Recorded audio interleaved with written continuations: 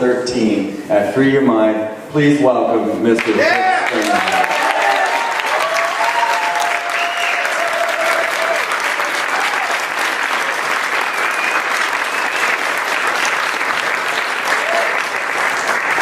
It's such a privilege to be here with you, my friends.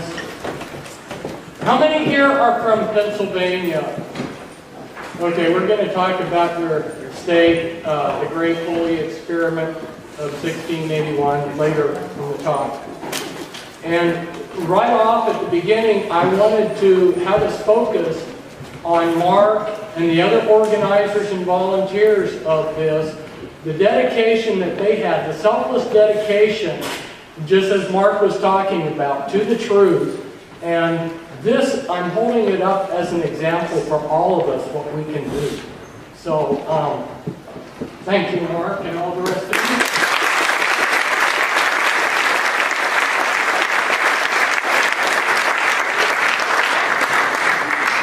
When they called me and asked if I would be a speaker, I said, what's the subject of the conference? And they said, there's three things. There's consciousness, mind control, and occult knowledge. I thought, good, I'll speak on all of those. And one of the things that I wanted to start out with is, if you are seeking the truth, if you're walking in the truth, like Mark was showing you,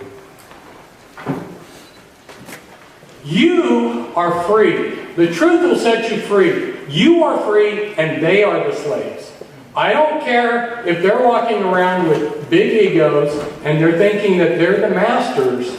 They're walking in darkness. They're lost.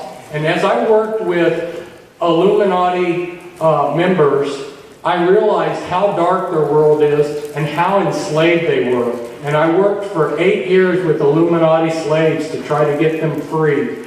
And in fact, someone from New York City, he was a doctor, after I got Cisco free, where she had alters, that's personalities, that were programmers, and we invited people from around the world to come into our house, and they could live with us, and we would give them whatever help we could. And this doctor from New York City came, and when we sat down initially with him, he had gone to therapists for 20 years and never gotten any help. And he had a double bind.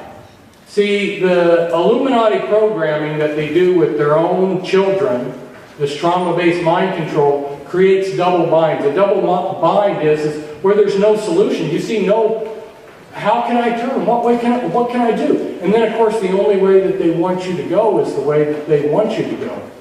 And he said, I can't, we started talking to him about what he saw with this programming, and he said, I'm trapped. And we told him, yeah, it looks that way, but you can walk through the walls of the programming. Start walking through them. And he did. He listened to what we were saying. He walked through the wall that he thought that he never could go through, and he started laughing from the belly. I think he laughed for like 20 minutes. The sense of freedom that he got. Now, one example of what a double bind would be if you were going through the jungle, like let's say Vietnam with your squad, and you came upon an ambush.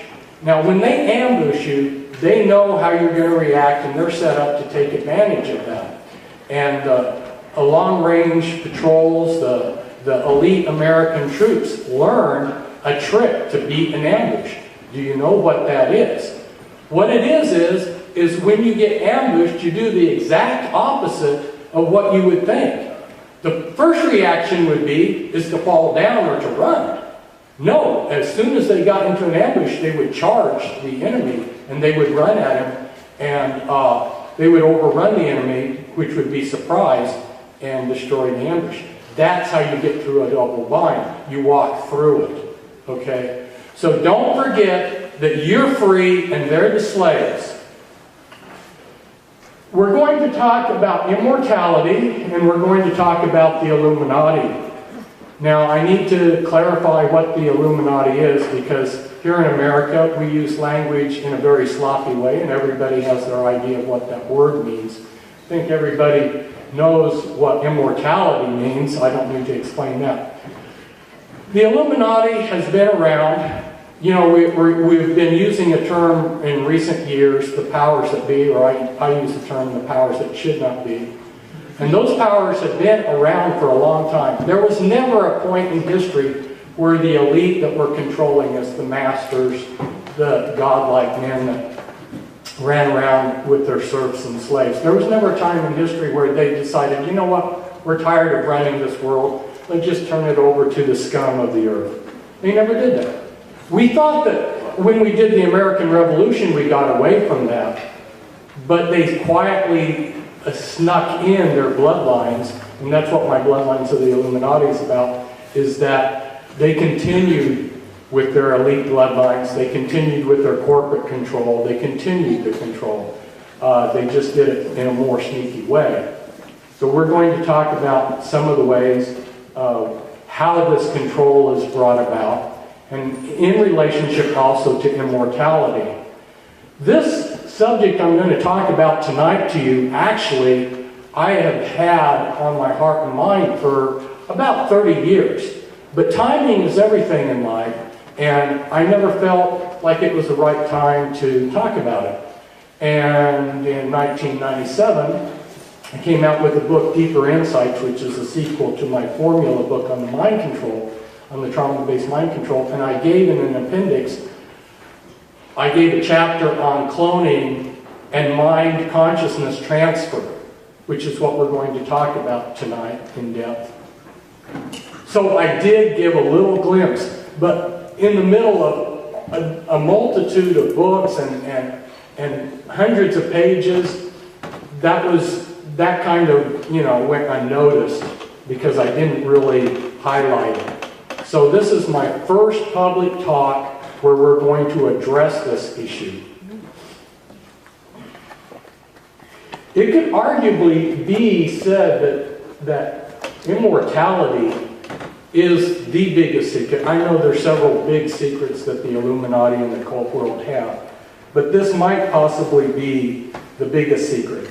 And my talk today is not based on anything that the Spirit gave me or anything that somebody who was an insider gave me, which is one reason why I have hesitated to use it as a subject for a talk. And then I got a confirmation yesterday with Freeman's talk. He laid the groundwork of what I'm going to be talking about tonight, and that was confirmation. I said to myself, thank you, Spirit, for confirming that this was a good time to talk about this.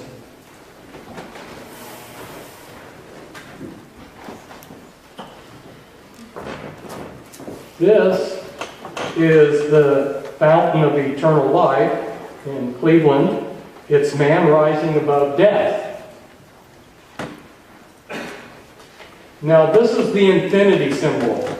It never ends. It's a figure 8, okay? And it's one of the symbols that the Illuminati use. Oh, and I needed to define who the Illuminati are as often the term as I'm using it. These are powerful, satanic. I know people don't like that word, but I'm going to use it anyway. Because I've worked with, you know, I've been face-to-face with hundreds of people that were in the Illuminati or trying to get out, that I was working with their mind control. And in the deeper parts of their mind, they are satanic. Now, you have to bear in mind when I say that, if you understand MPD, multiple personality disorder, you might have someone who's a Christian, a humanist, and then in the deeper parts of their mind, they're a Satanist. So they're all over the place. Okay, so don't think that when I'm talking about someone who's in Illuminati that he's going to be walking around in the world dressed like Anton LaVey. No, he's probably going to be a Christian minister.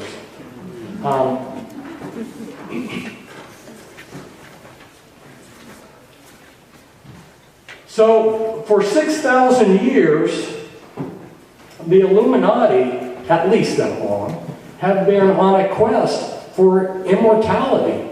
And it's my contention that they have actually found some answers. And that's what we're going to discuss tonight.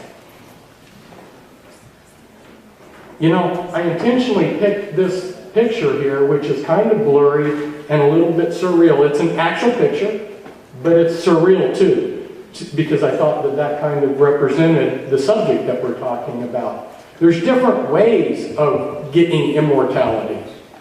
And one of them is to have a city or a river or a mountain or a planet named after you. So, Pennsylvania, you know, or Alexandria, Egypt is named after Alexander the Great, or St. Petersburg after Peter the Great. Another way is what you see here. Here they've preserved the body almost immortally. I mean, they've been able to recover the DNA from these mummies, and the DNA is intact enough that it can be used for cloning. And they have been, you may have heard in the news recently that they've talked about cloning dinosaurs and stuff like that, and raised the question, should we be doing this? Okay. Okay.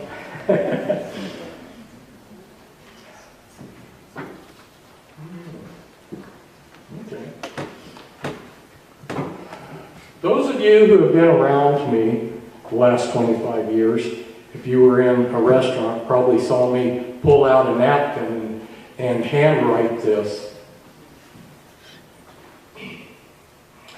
There are three words here: arcane, esoteric, and occult. Now they sound different, but they have exactly the same meaning. Arcane, esoteric, and occult mean hidden knowledge. Right?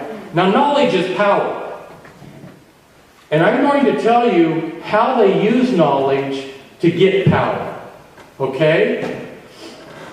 And this has been my little diagram that I have done for people over the years, repeatedly. And when I break it down, it makes it all clear to people. So the first thing that I do to create a power base is to say, I have secret knowledge. Okay? Now whether I do or not is irrelevant. By saying I have it, you have to come to me for that secret knowledge. I've created an instant power base. Right? So that's number one here. And it has to be knowledge that you're really interested in. So it's especially good if it's saving Gnostic occult knowledge. Like, hey, I got the secrets of immortality, right? I'm going to give you immortality. And you have to come to me for this. I'm using this as my power base. Of course, if I gave you everything, if I told you everything I supposedly knew, I would give my power base away. So the next thing is I have to give it away in increments. So how am I going to do that? Well, for instance, in Freemasonry, you have a degree system, where I pay like maybe $110 per degree, and I go up, you know, in the Blue Lodge here, I've got 3 degrees, and then the next one in the Red Lodge, I've got up to the 32nd degree, and then the top level here is the Supreme Council of the 33rd degree. So as I rise up, I'm going to be given higher levels of knowledge. So I start here and they're saying, okay, the G stands for God. All right? And then I get up here, oh, the G stands for Gnosis, you know, secret knowledge. Or then I get way up here and they're saying, oh, the G stands for genitive principle, you know, to bugger a little boy. So this is how they give you in increments this occult knowledge that they have. Now, there's different ways that this is done. Like the Watchtower Society, they make you dependent on what they call the Mother of God by coming out with Awake and Watchtower magazines. They're staggered. They come out every 2 weeks. And they tell their adherents that you must be in touch with the Mother of God. Okay, so they're making you dependent on the organization. The third element is that they divide this into 3 basic tiers. That's because you can't get the control out of the common person. You have to have it layered, right? So this will be called in some groups the laity, and this is the clergy, right, or your priesthood here. You've got three groups, and then the top of the pyramid is your controlling organization, and usually right here they put a false front in, so that like with the Jehovah's Witnesses, you've got the great crowd, and they're promised life on earth. You've got the anointed, and they're promised life in heaven, immortal life in heaven. And then you've got the governing body up here, which is the false front, and then your extreme pullers. So this basic pattern is repeated countless times. And sometimes they subdivide these different three tiers, but you'll still see the three basic tiers. So if we take that pyramid and we lay it on its side and we look at how the Illuminati, the string pullers, look at it, in the center are these Illuminati members who know each other. The head of the Watchtower Society is going to get on the phone and call the head of the Mormon Church. They know each other, they collaborate with each other, the string pullers. And then outside of that is the controlling, ruling body, at least that the public knows about. And then out here is your priesthood group, and then out here are your common people. And this is the perfect control mechanism, because right here, let's say this piece of pie here is Jehovah's Witnesses. You have them fighting the Mormons, have them fighting the Catholics, have them fighting another group, New Age group or whatever. So you divide and conquer. It's divide and conquer. The people on the outside that are being controlled never rebel against the center. They would rebel against the actual string pullers. The priesthood group is going to act as a buffer, and then you got another buffer here. So these are false partitions in here. For instance, I had a friend who was homeless and jobless, and he was in my house. He was Mormon. He went to the Mormon Employment Agency, and they got him a job on staff with the Church of Scientology. That's the type of that's the type of incidents that you will see numerous times once you realize that these are false partitions between the different groups.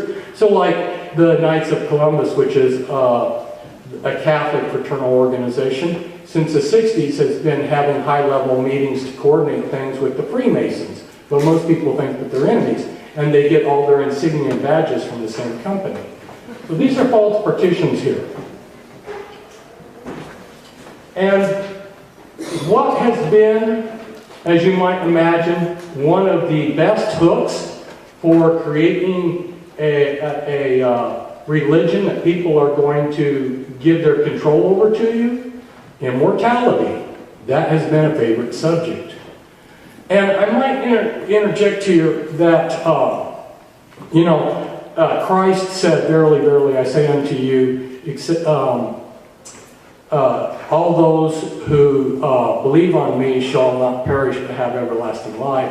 And that's John 6:14. And then the most famous verse, probably most of you have heard it sometime, John 3:16. "For God so loved the world that he gave his only begotten Son, that whoever believes in him should not perish but have everlasting life." Okay, we're looking at Christ, the scriptures promising eternal life. And what would pull the rug out from Islam, from Judaism, from Christianity? What would pull the rug out from underneath those? If the Illuminati, if the power brokers could all of a sudden say, "Hey, we can give you immortality," that's going to wipe out those religions. Now, this is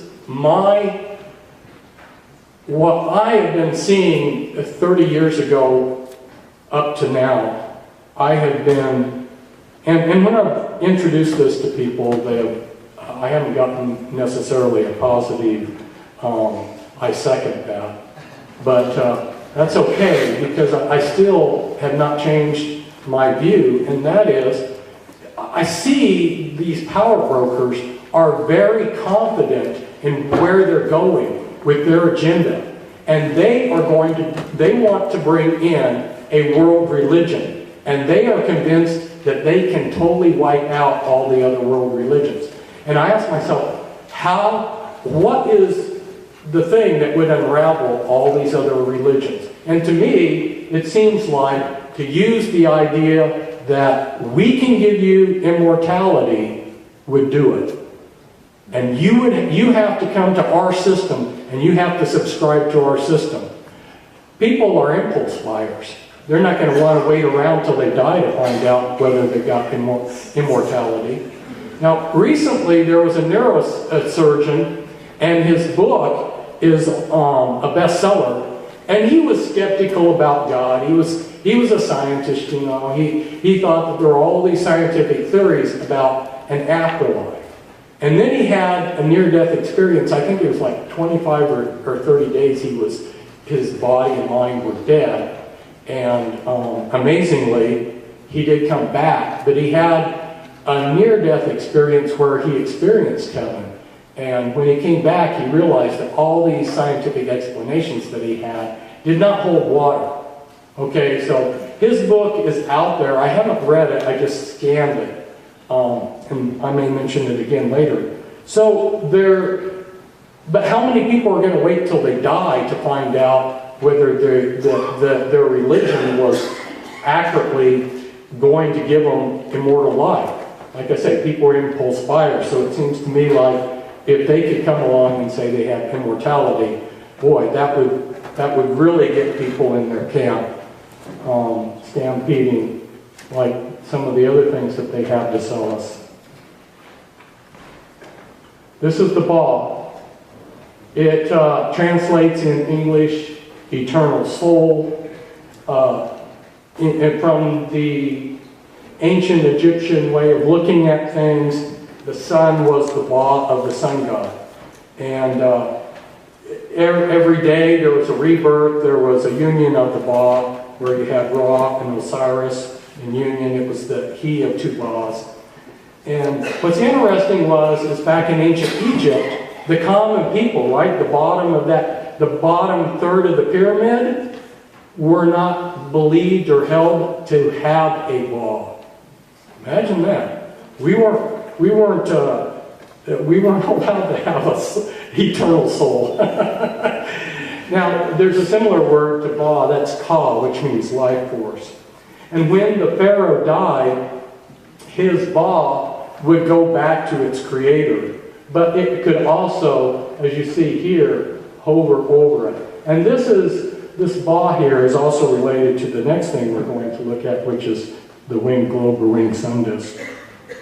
And we learn much about the Ba in the Book of the Dead. That's our clearest illustration of the Ba.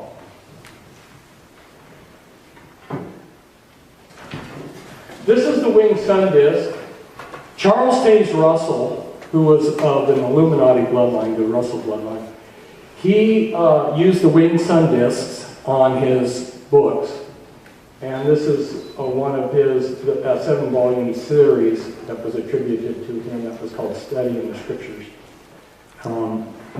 And there's a reason why I'm bringing out about Charles Taze Russell and the Jehovah's Witnesses, is because my Be Wise the Serpent's book, as well as a number of the other books, went in great length to show how the Watchtower Society was a front for the Illuminati. And what's interesting about their beliefs is that they do not believe that you have an eternal soul. They believe that sometime in the future that your consciousness is going to be downloaded, you'll be given a new body, and then that consciousness put back into that body. And that's what I'm proposing that the Illuminati are already doing. And that it's interesting that that's how they see that you're going to get eternal life.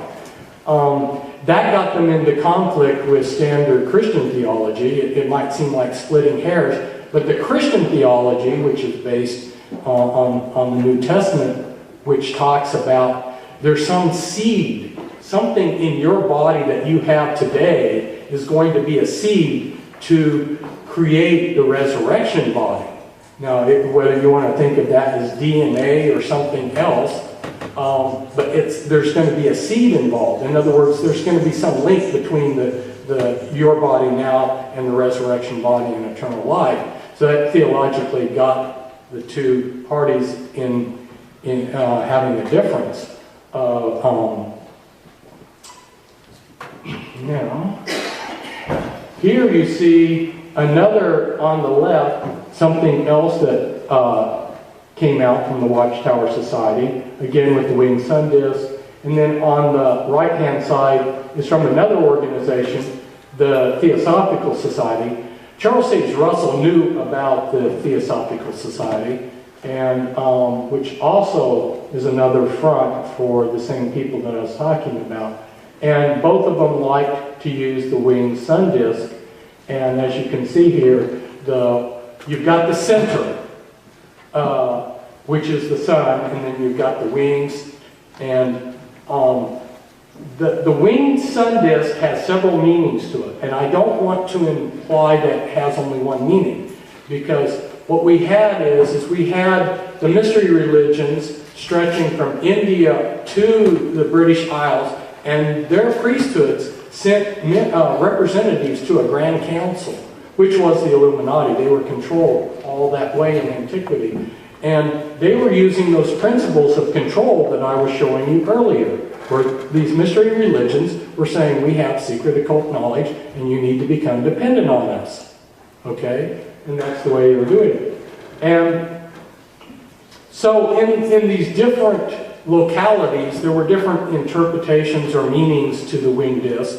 In the Assyrians, the circle meant eternity. But the meaning that I'm focusing on for the winged sun disk is that it's the soul on its flight back to its creator. Okay? Now it can also represent the victory of Horus over Set, which is good over evil or light over darkness. It could represent that too. And in Mesopotamia, Ahura Mazda was represented by the winged disk. And then in India, the avatar of Vishnu was. So it had different meanings, but the meaning that I'm focusing on is the soul on its flight back to its creator.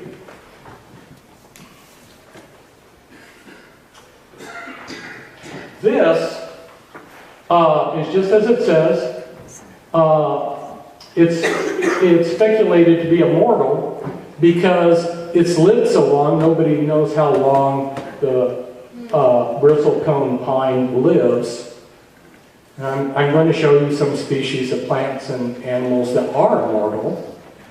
The oldest known bristlecone pine is 4,800 years. In practical sense, I'd say that was immortal.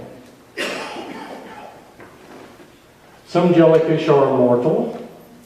And the hydra, no, this isn't the hydra, but it's this is Turnitopsis dorni, which is an immortal jellyfish.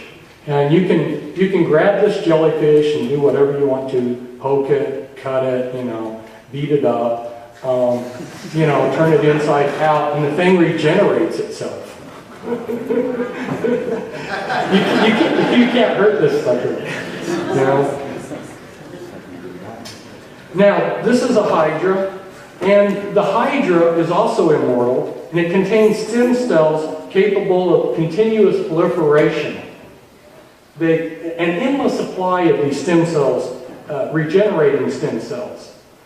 And what allows it to do that? Well, it's got a FOXO gene. Interesting that they gave the name to that gene, FOX, because earlier this week at the conference, we saw that FOX could represent 666. But anyway, the FOX gene is what gives the hydra its ability to be immortal. And what's interesting is in centenarians, people that live over 100 or 110, they have very active FOXO genes. So it's very possible that manipulation of that gene in humans to keep it active like it is in the Hydra is one of the solutions to immortality. What normally happens, though, for us is our stem cells decrease, become less active, and as they decrease, our muscle tone is lost, and we decline. The Hydra is a predator, it's an animal, and like I was saying, immortal. Now, when I chose the topic of immortality, I was thinking, okay, well, I'm speaking to Americans, and although I'm speaking to probably an enlightened group, there may be some that still have American attitudes of there's a magic pill, magic bullet that will solve our problem. You know, microwave answers. That's what I encountered when I started working with the mind control, the trauma-based mind control, is I had people that were eager to help me, but they all flaked out on me because we didn't get microwave answers. Well, there isn't a magic pill to immortality, okay? And the way to make an analogy to tell you what we're up against is, let's say you wanted an immortal car. Well, the quality and material you use to make that car is going to determine its durability. Now, this is an Edsel. They made a durable car in the 50s, the Edsel. And it was so durable that nobody needed to buy new models and it went out of business. But now mechanics are telling me that they're making cars with the wiring. The wiring is so transitory that they know that the wiring will go bad in 2 years. So these new cars that you're buying have a lifespan of about 2 years. Yeah. Planned obsolescence. So then the care that you give your car, you know, how you house it, maintain it, the quality of the fuels and oils, is going to determine how long it stays. And then the ability to restore it if it gets damaged. So these are the kind of issues that we're looking at for people to get immortality, right? We're going to discuss these because the quality of material that can be used, that pertains to genetic manipulation, right? Well, this is Henrietta Lacks. She was a black woman that in January 1951 was diagnosed with a stage 1 cancer tumor at Johns Hopkins Hospital. And then they, without her consent, took a sample of that tumor and gave it to a Dr. Gray. And they discovered, and she went ahead and died, they discovered that that her cells from from the sample were immortal. They can live outside the body.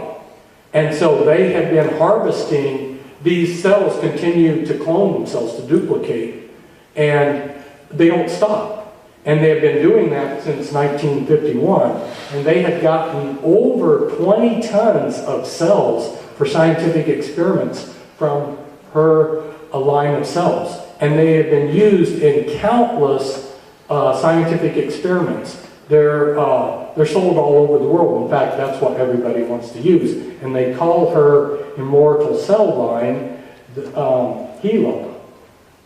This is Adam Wilson. He's a bioengineer with the University of Wisconsin. And what he's doing is his cat that he's created reads the mind, reads the conscious mind, and he's putting, he put something up on Twitter with his cat reading his mind. And he is interested in taking this one step further, where you implant the brain so that your mind is being read with these implants, which will connect to the internet. And then your mind can be part of the global mind of the beast computers and the internet and everything, and it can all be one global mind. So that's where he would like to take this. Now, the stealth planes are just like I've written. They're piloted with the computers. They have multiple computers reading the pilot's here we see the bomber and the fighter. The stealth planes are piloted by thought control. And again, we see reading the pilot's mind. And so we're going to just discuss this concept some more. The military has been doing further projects besides just this. DARPA has the Avatar program, which Freeman talked about, and that's some brain transfer technology that they have that they're taking to outer space. And one of the people that's involved with this research is Dmitry Itzkov, and he's head of what's called the 2045 initiative, and that group is working, and they say that by 2045 they will have the ability to download consciousness into a computer.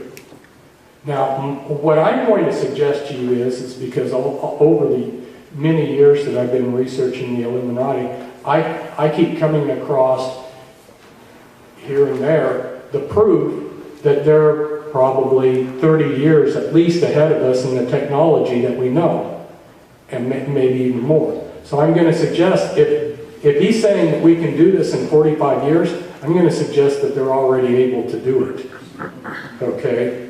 And so he's working hard to make the body, Itzkov is working to make the body to be an accessory. What do I mean by that? It means your mind can be downloaded somewhere, they give you a new body, they download that consciousness in there, and then when that body wears out, they download your consciousness to the new body, right? You can pick whatever body you want, I guess. And can that be done? Remember I was talking about the neurosurgeon who wrote that bestseller that's out there now, Proofs of Heaven, who had the near-death experience. When I read it, he mentioned the book, Irreducible Mind, which that book that came out in 2007 shows scientific evidence that the consciousness can be indeed separated from the body. So this isn't something theoretical, but they've proven that the consciousness can be separated from the body, which is very interesting, because remember Freeman's talk where he talked about Akhenaten's family, and he was talking about how, and I don't know how many heard it, so I'll just briefly touch on this, but he talked about how our President Obama's family, his wife and 2 girls, are identical to King Tut's father's family, and identical. It really makes you wonder if we're looking at clones there. These cows were cloned. Technically, if you're a farmer, you call them a cow.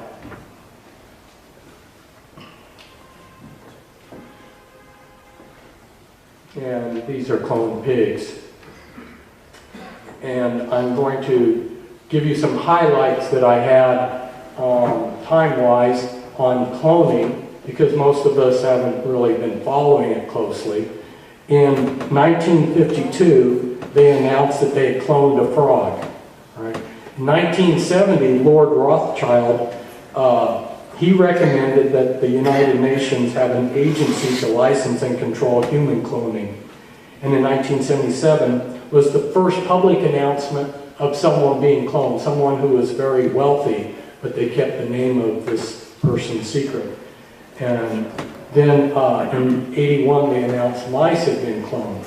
And then in 97, they again announced that humans had been cloned. And then in 2002, they said 100 people had been cloned.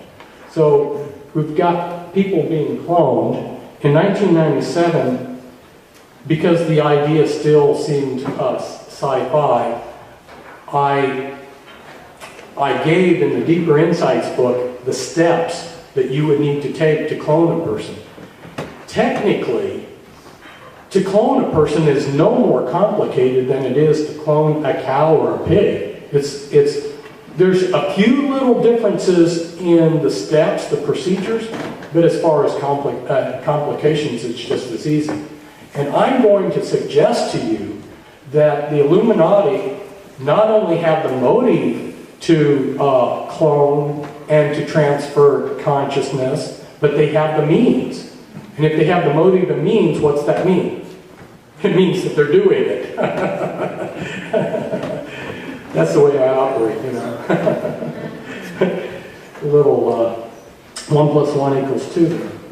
So here are the steps if you were to clone a person, right? I'm going to try to read through this real quick, but to give your mind a little bit of that assurance that it's just a straight technique, right?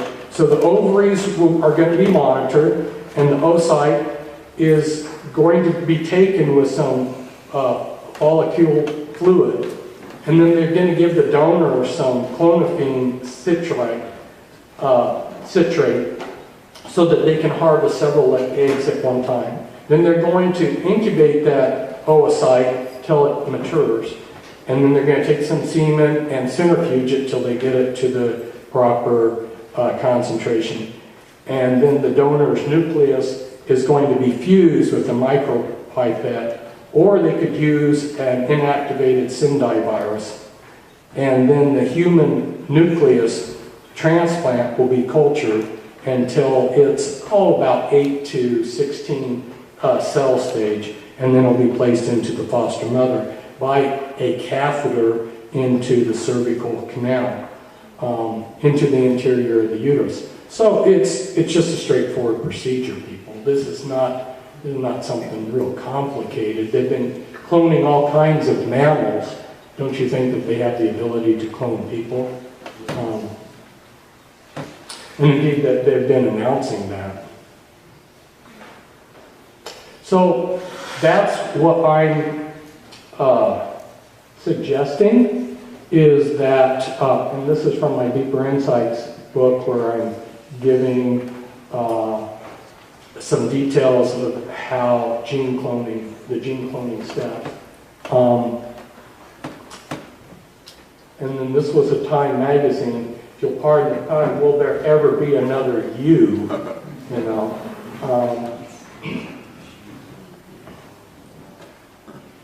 Now, these are telomeres. Well, we're talking about longevity, and there's actually a product B that supports telomeres, because there were, recently they made the breakthrough in discovering how they can stop telomeres from shortening.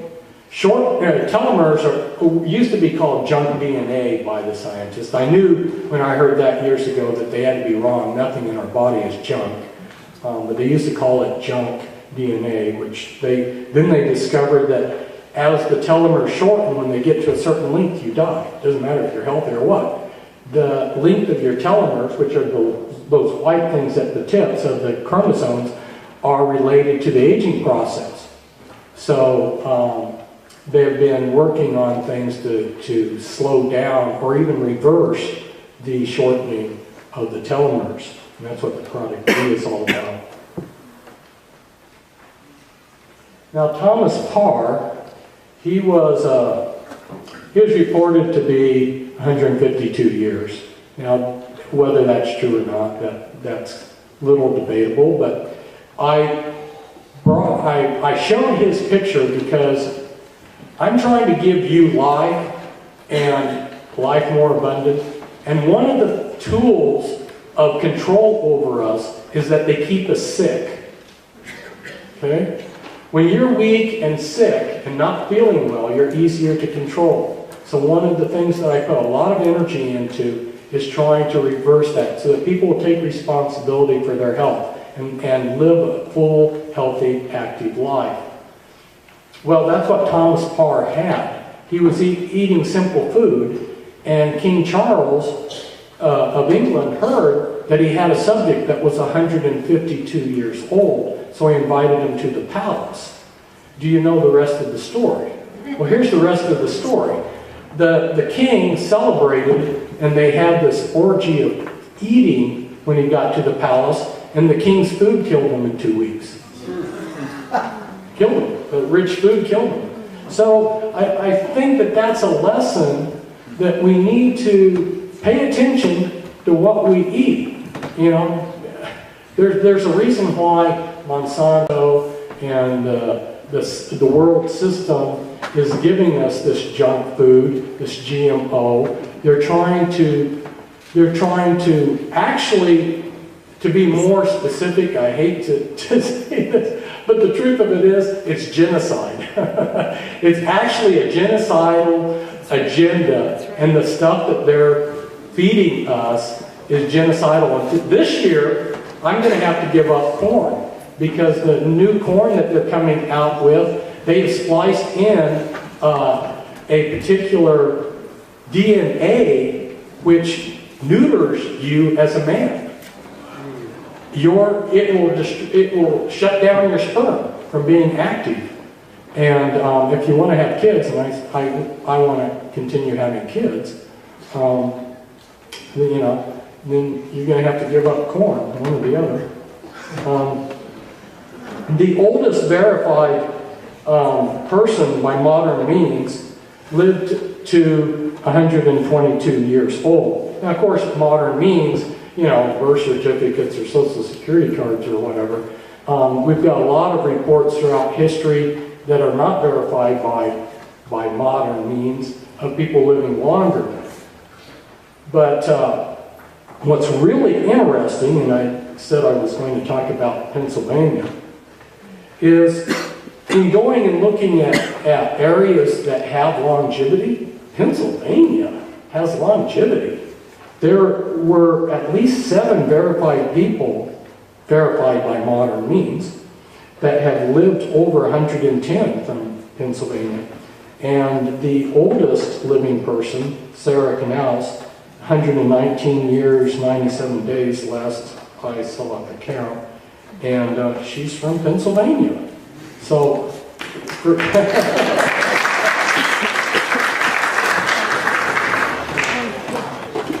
over 500 Americans have lived over 110 years. And that's interesting because in the Word of God it talks about originally people lived about 1,000 years, and then there was a point in time where that switched to 500, and then after Moses it said that the days of a man would be 120 years.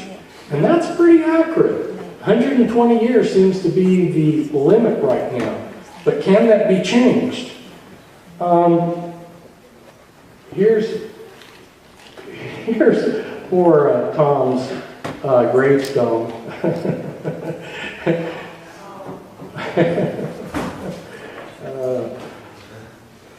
Now, the whole subject of the Illuminati and immortality, it's interesting how fiction sometimes is used by the world system to reveal a lot of truth. What they say is truth turns out to be fiction. What they're telling us is fiction. They have truth blended in. They blur the two.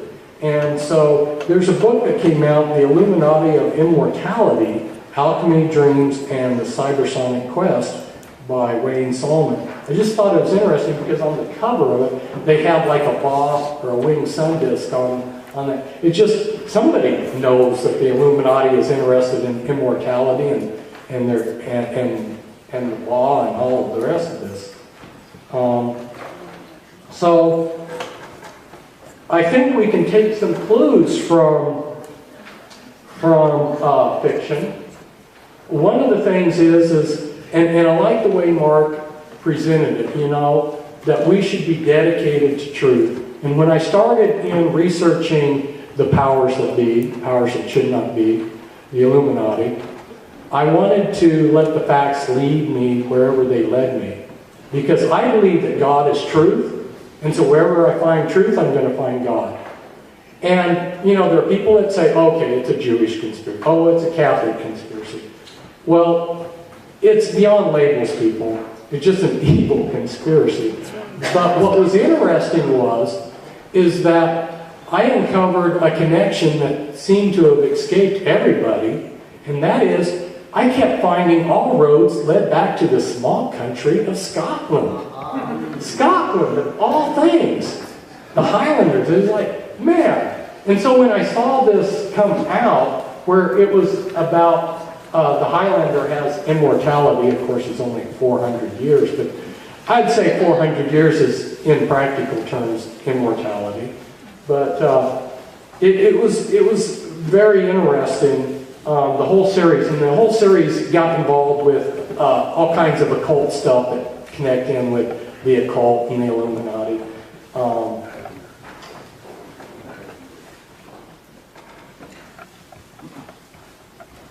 Now, Billy Meyer, and I'm not presenting this to tell you to think one way or the other about Billy Meyer or what he presented. You could be for his material, against his material, or not even know about it.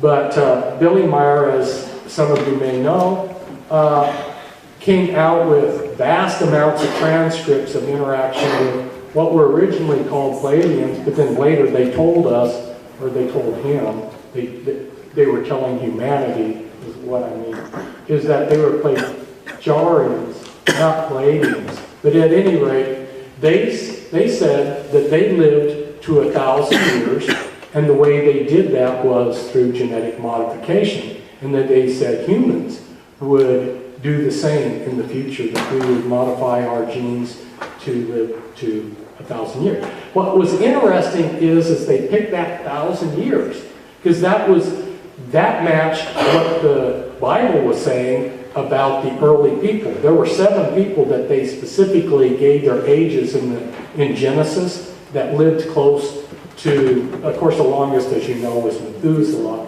Adam was like 960 years. And then some people say, well, no, that wasn't the case, that when they were talking about people living those years, they were mixing up months for years. But then there's one of them that they list that fathered, that was Shem's son, fathered a boy when he was 35. Well, you wouldn't father someone at 35 months. So obviously they meant years. And the whole context, the way it reads, they were saying people lived long. Okay, well that's interesting. And so what I'm throwing out to you, I'm going to throw out to you is some hints of the potential to do what they're saying that mankind can do. And already in the labs, they're doing the things that I'm going to talk about. And these things, if they were applied to humans, plus a lot of other things. Remember, I said back in the car analogy, it's going to involve a lot of things. And here's been my thinking the last 30 years. And I'm finally going public with this thinking. I've told other people individually, but finally going public, so you get to be the first ones that I'm experimenting on. I think that whether they have true immortality or not, if all they can do is keep you alive for 400 years, that's still enough hook. Because you're going to have to wait around 400 years to find out whether it's right or wrong. That's still enough to pull the rug out from underneath all these world religions and create a world religion. So I would expect that even if with their level of technology they can only increase your lifespan by several hundred more years, like the Highlander series, which is 400, I think they'll still do it. Because they can make you dependent on their system, right? So, through genetic modification, let me just give you some hints here. These are things that have already been done in the lab, right? The FOXO gene activated to keep the number of stem cells that regenerating stem cells prolific. That they've already done that with the FOXO gene. There's a protector SOD gene that can be strengthened to scavenge. It's the gene that scavenges free radicals, and it can be strengthened so that you're protected against free radicals. There's a gene that resets the collagen-collagenase ratio. As you get older, what happens in the humans is your ratio of collagen to collagenase gets worse. I'm assuming everybody knows what collagen is. If you don't, I should tell you right now, because a large share of your body is made up of collagen. It's what holds you together. And as you get older, past 30, your body basically quits producing it. That's why you die. All of you seriously should think about the possibilities of introducing collagen into your life to keep yourself more youthful. And then there's a controversy, can you get a good collagen? And not all collagens are going to be safe. Some of them are going to be suspicious, but I'll leave that research up to you. That's your exciting path. See, that's the thing that is so important here that I'm going to stress. And Mark kind of did that, but I'm going to say it in a slightly different way. I believe that the journey seeking truth is more important than the pot of gold at the end of the search. By going and seeking and going on this quest, you're learning, right? And see what the churches and a lot of other organizations do, the schools. They give you this box lunch, this prepackaged truth, and they give it to you. Okay, here. Just swallow it, you've got truth, that's it. You join the Jehovah's Witnesses, you're in the truth. You don't grow, you don't learn. You're stifled as a person. You remain a little child. You've just been spoon-fed something. So I'm not trying to spoon-feed you. If I could do anything for you, it would be to motivate you to go on this quest for truth. Because the quest, the journey, the fighting, the research, and everything, that's the exciting part. That's where you're really going to gain, right? It's not in the answers that you're going to get in the end. It's in the striving to get there. It's the journey that's important. So I don't want to steal anybody's journey.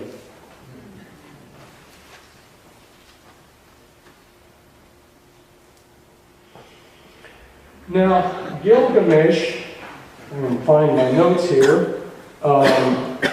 Probably all of you have heard about it. It was before the 22nd century. They had the saga of Gilgamesh, and what it was somebody that wanted eternal life. And now in modern times, we see that this character Gilgamesh has come into focus again. There was a movie about Gilgamesh the Immortal in 1969, and then the aliens were saying that there was Gilgamesh, and this is what they were saying about him, and that he got trapped in here. I'm not saying this is true or false. I'm just saying we have all of these hints from history and from reality that maybe some people are actually living longer than a lifespan. And I've known people that bumped into such kinds of people, and some of them have had their lives turned upside down because maybe they discovered too much. See if I can. I had a note here to remind myself of some of these people that other people have bumped into. I have personally never bumped into anybody that, in getting to know them, I could say, oh boy, this person's lived for, like the Count Saint Germain, you've heard of him, right? That he's not died. That type of situation. I don't know, anybody out here bumped into somebody like the Count Saint Germain? Well, no hands are going up. But I do know people that have. And that suggests that strongly suggests that maybe there are a few individuals, and it's my contention from the little bits and pieces that I've gathered over the last 30 years, that indeed a few individuals are being given this immortality. They are indeed taking a consciousness and putting it into a body and giving a few individuals. But I think that the vast majority of members in the occult and in the Illuminati are the secrets even being withheld from them. That's why I say this may be the biggest secret.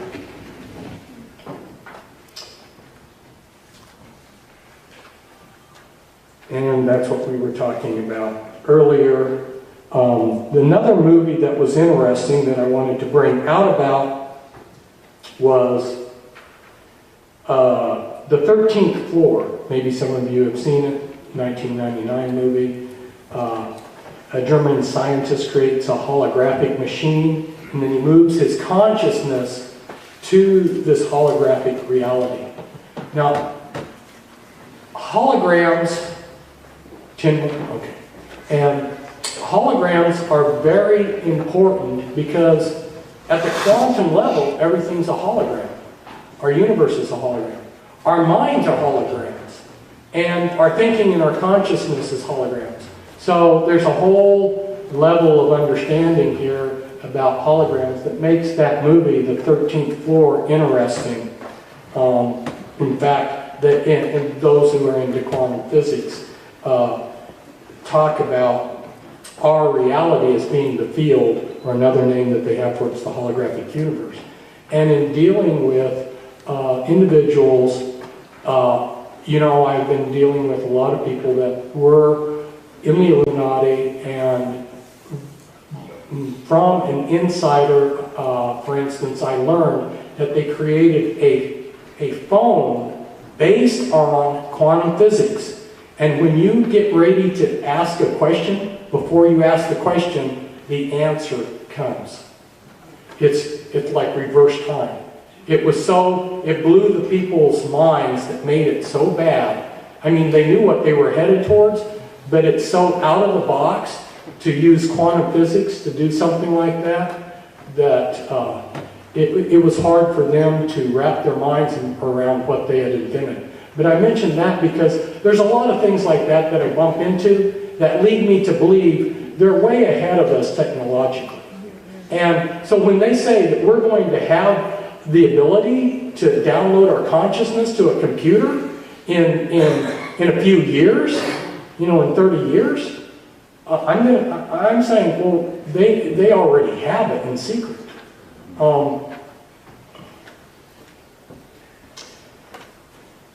Okay, I wanted to shift gears here.